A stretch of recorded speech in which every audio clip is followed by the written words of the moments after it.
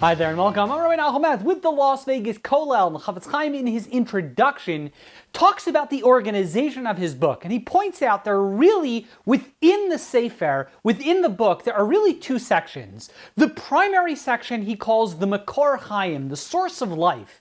And he says the reason why he gives it that name is based on the verse that says when God created man, it says that God put within him a Ruach Chaya, a spirit of life. And the Targum Onkelos, the translation of Onkelos, renders the word Chaya, that Nefesh Chaya, that God created mankind with the spirit of life. He says Ruach Memalala. It's the capacity to speak, as if to highlight the very definition and the very essence of mankind. What it means to be human is our capacity to speak. And when we speak appropriately, we're going ahead and we're uplifting our very humanity. And the Chafetz Chaim says that's why he calls the primary part of his work, the Makor Chaim, the source of life, as if to say, if we go ahead and we're particular with our speech, we are going ahead and we're elevating our very humanity. The Chafetz Chaim then says that if you continue in his book, there's a whole section of footnotes. He calls that the Be'er Mayim Chaim. It's the wellspring of life, as it were.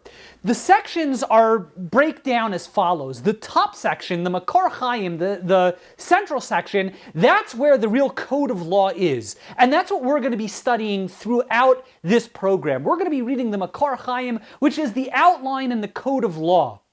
The Be'er Mayim Chaim, the footnotes on the bottom, we're not going to go through all of those. What those are source notes. It's where he goes and he argues points of contention, points of unclarity, points of potential dispute. And that's where the Chafetz Chaim goes ahead and he argues his rationale for why he issues whatever rulings that he issues that one might take question to. Someone might have controversy on that. That's where the Chafetz Chaim argues his points. Every now and again, there is a very interesting and very relevant point in the footnotes section of the Be'er Mayim Chaim, and we'll bring those to light as well as they become relevant.